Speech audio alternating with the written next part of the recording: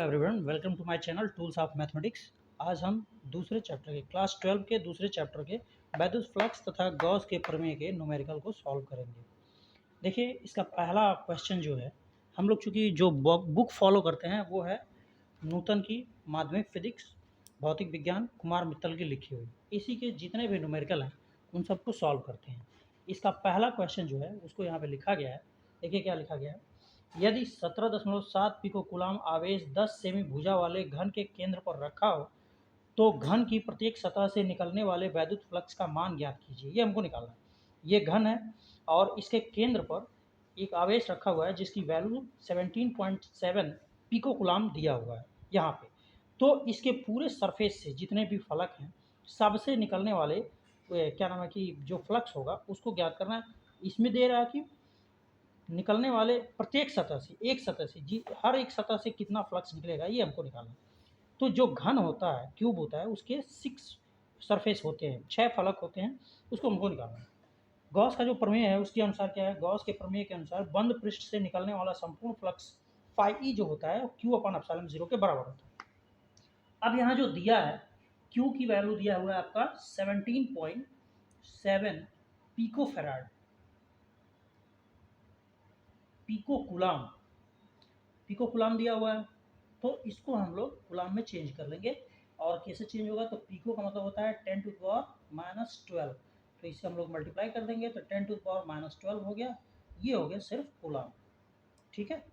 और एप्सिलॉन 0 की जो वैल्यू होती है वो कितनी होती है, तो 8.85 इंटू 10⁻12 कूलाम का स्क्वायर न्यूटन प्रति मीटर स्क्वायर ये होता है।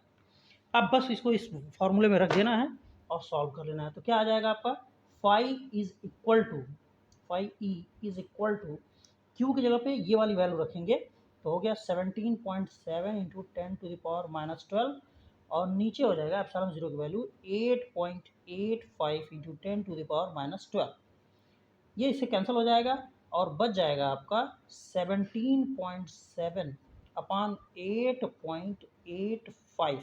अब इसी को सॉल्व आया हुआ है फाई ई की वैल्यू, ठीक है। अब इसको जब सॉल्व करेंगे तो ये आएगा 2 इसकी वैल्यू।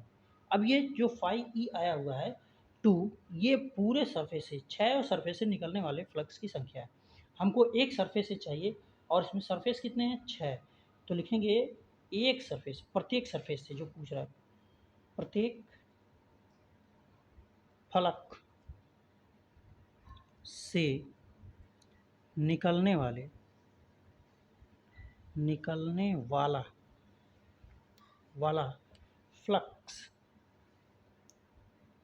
फ्लक्स फाई ई जो होगा वो कितना होगा। तो इसी में हम क्या करेंगे, फाई डैश लिख लेते हैं इसको। जो फाई ई हम लोगों ने निकाला है उसी में 6 से हम भाग देंगे और उसके बाद से क्या होगा 2/6 और इसकी वैल्यू आ जाएगी 1/3। मात्रा किसका होगा, न्यूटन मीटर स्क्वायर प्रति कूलाम स्क्वायर। ये इसका आंसर है।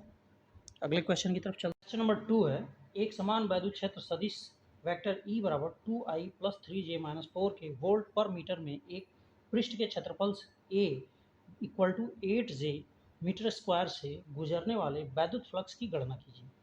तो जब कोई सरफेस दिया हो और उससे कहा जाए विद्युत क्षेत्र इतना हो तो उससे कितना फ्लक्स गुजरेगा, तो उसके लिए जो फार्मूला होता है उस सरफेस से गुजरने वाले वैद्युत फ्लक्स का formula vector E dot vector A.